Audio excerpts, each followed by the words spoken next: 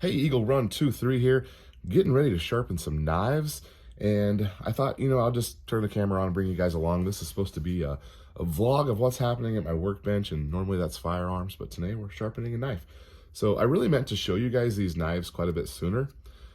These are from Wusthof, and they're a relatively expensive kitchen knife. I mean, you can go to Target and spend $30 or $60 and get a nice knife. This is a couple of categories above that. These are several $100s a piece, but it's really nice to use them and they keep a good edge. And this summer, so like 6 months ago, wife was been asking for new knives for a long time. I just keep sharpening our old knives, but she really needed a little different style than what we had. And so this year for our anniversary, we picked up some really quality knives. So another Wusthof classic. This is the Icon. These are German steel, just a high quality chef's knife that you pick up from like a kitchen store, and we're going to put an edge on them. Now, I guess let me go over a couple of things that we're using. This is a little fine and coarse two-sided stone.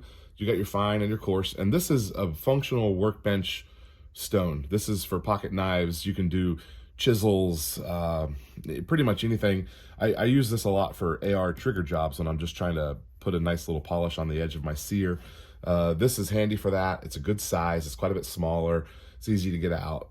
This one I usually use an oil on, either like a WD-40 or just a little benchtop lightweight machine oil is good on here. And then this one here is when I upgraded from this, and I thought I wanted this, I call them India red stones. They call it an India oil stone. It's made by Norton, which is probably a brand. Norton Abrasives is a pretty popular abrasive brand. And it's also a two-tone. It's a little bit bigger. I'm sorry, a two-sided. A little bit bigger, a little bit easier for like larger tools or something like that. You can see it's quite a bit longer than this one here is. And this one is great. I used it a ton. This one works best with an oil as well.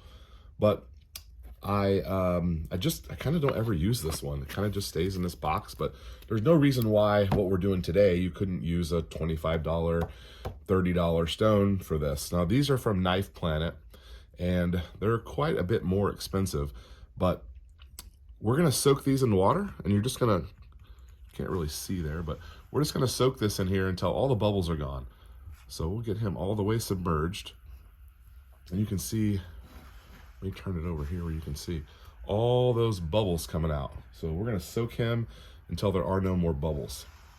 So this is like a 6-inch chef knife, and this is the reason why we're out here sharpening. This one has a little bit of damage, and it just doesn't cut quite as nice as it did a couple months ago. So this is the reason why we're here.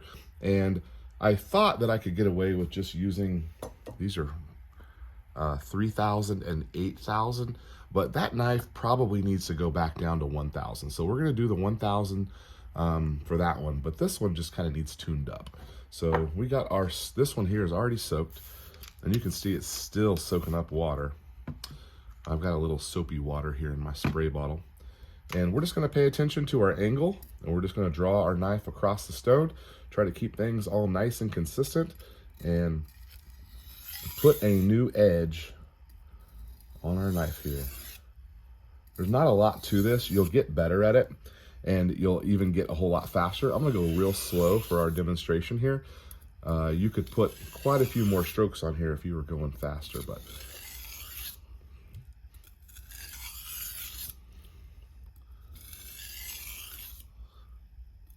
this one is pretty easy because it's very flat.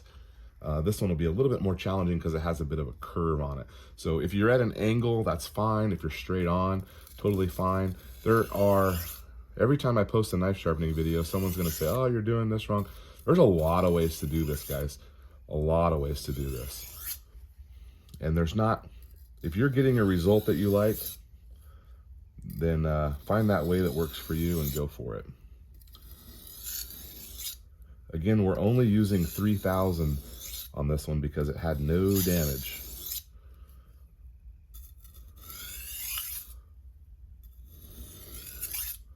I haven't done this in a while. I'm a little rusty.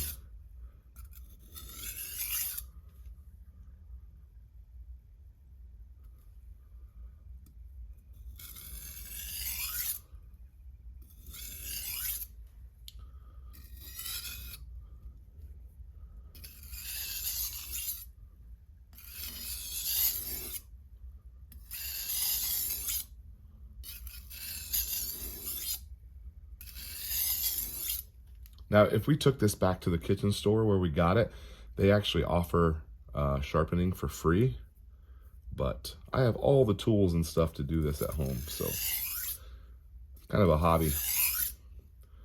We'll just do it ourselves.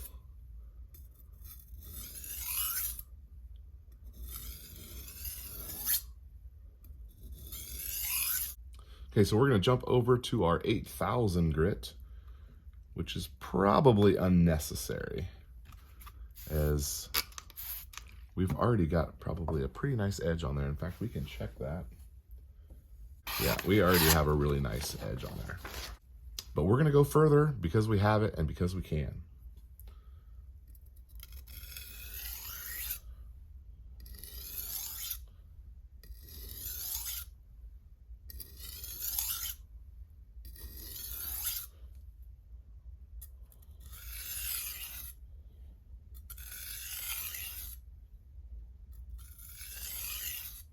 All right, so we'll check it one more time. Very nice edge on there. And we'll clean this one up and put it back into the kitchen. All right, so this one has quit giving up the bubbles, which means it should be fully saturated. We talked a little bit about the grits. This one doesn't have any like chinks or actual damage to it, but we do need to kind of refine this edge a little bit. We're not reprofiling this. It's gonna stay the same percentage, the same degree that it was. So we're not changing any of that, but what we are going to do is just make sure that we've got a smooth surface all the way across. In order to do that, you have to remove metal, which is why we're going to a coarser stone. This one is the 1000 grit. If you had some serious damage and you really needed to remove a lot of material, go to something even coarser. This one goes down to a 400 grit, which is pretty aggressive for a kitchen knife. You don't generally need to go that far unless you've got serious damage, which this one does not have serious damage. It just needs a nice new edge.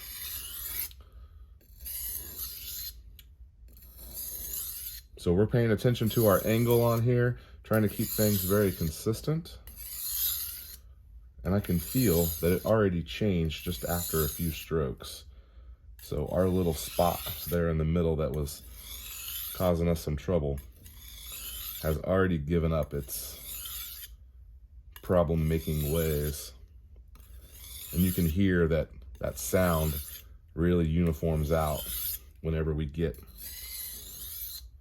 to damage. You can hear that there's a spot there that's grinding a little extra hard. If you can't really see because my hand is over it, but I'm taking this edge across right there and I'm running right across the tip. So the tip kind of crosses the stone right there. You know, on a nice knife like this, you want to make sure you're not scraping up this, you know, the knife on the edge of the stone. Maybe practice on a knife that's not a super high-end knife if you're just kind of learning out. Probably don't grab your nicest knife for your first one. Same on the way here, I'm really drawing that tip across. And I think this one is already ready to move on. We're going from 1000 to 3000.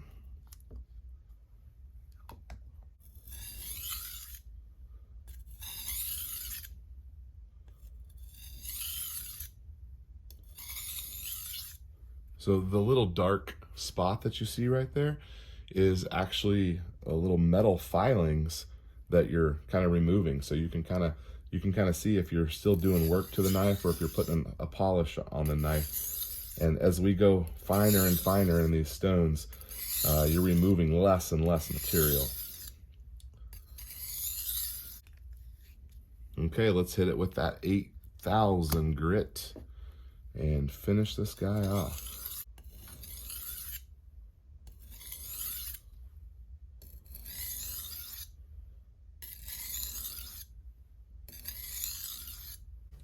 All right, anyone who sharpens knives on YouTube, they know that the paper test is what it's all about.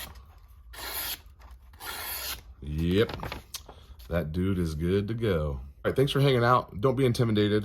Don't let the knife smell your fear. Jump in there, get yourself just a little two-sided stone, little coarse and fine on there, and you'll be good to go. Eagle Run 2-3. Thanks for watching.